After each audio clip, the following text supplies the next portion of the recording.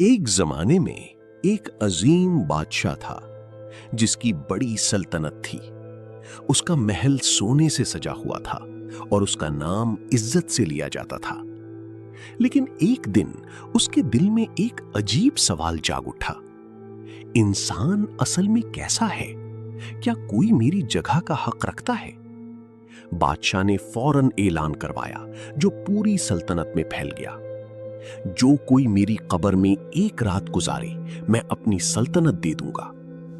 खबर आग की तरह फैल गई। सल्तनत में खलबली मच गई। पूरा दिन गुजर गया मगर कोई आगे ना आया। हर शख्स के दिल में कब्र की अंधेरी रात का डर था।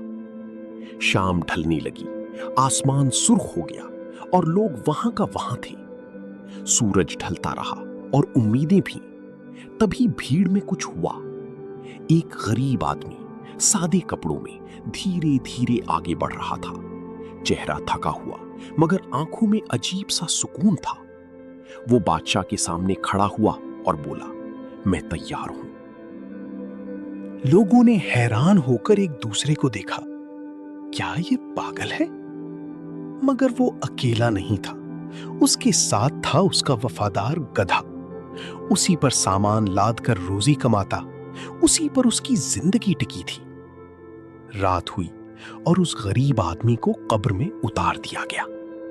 अंधेरा, खामोशी और एक अजीब सी दहशत छा गई। बाहर रात गहरी होती गई, सितारे चलने लगे। फिर कब्र में एक अजीब नूर जगमगा उठा। हिसाब का वक्त आ गया। एक बार उसने गधे को भूखा छोड़ा था, उस रोज का हिसाब। एक बार उस पर ज्यादा बोझ डाला था, उस गलती का भी हिसाब था। हर छोटी गलती, हर एक कमी, सबका हिसाब चल रहा था। पूरी रात यही चलता रहा। कयामत की सी रात थी वो। सुबह की पहली रोशनी आई और उस रात का हिसाब तमाम हुआ। कब्र खोली गई और वो जिंदा बाहर आ गया। वो गरीब आदमी बाहर निकला और लोग हैरान रह गए। बादशाह खुद आगे बढ़ा। तुमने इम्तिहान पास कर लिया।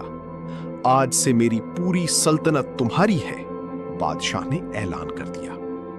मगर गरीब आदमी ने दोनों हाथ कानों पर रख लिए।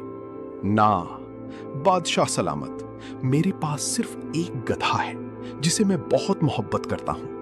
लेकिन कभी उसकी देखभाल में कमी रह गई और कल रात उसका हिसाब हुआ। अगर मैं एक जानवर का हक पूरा नहीं कर सका, इतनी सल्तनत कैसे संभालूंगा? अगर किसी एक इंसान के साथ भी नाइंसाफी हो, कब्र में मेरा क्या हाल होगा? हुकूमत ताकत नहीं, जिम्मेदारी है। हर छोटे का हक सबसे बड़ा इम्तिहान। अगर ये कहानी आपके दिल को छू गई हो तो लाइक करें और चैनल को सब्सक्राइब करें ताकि ऐसी और कहानियां आप तक पहुंचती रहें।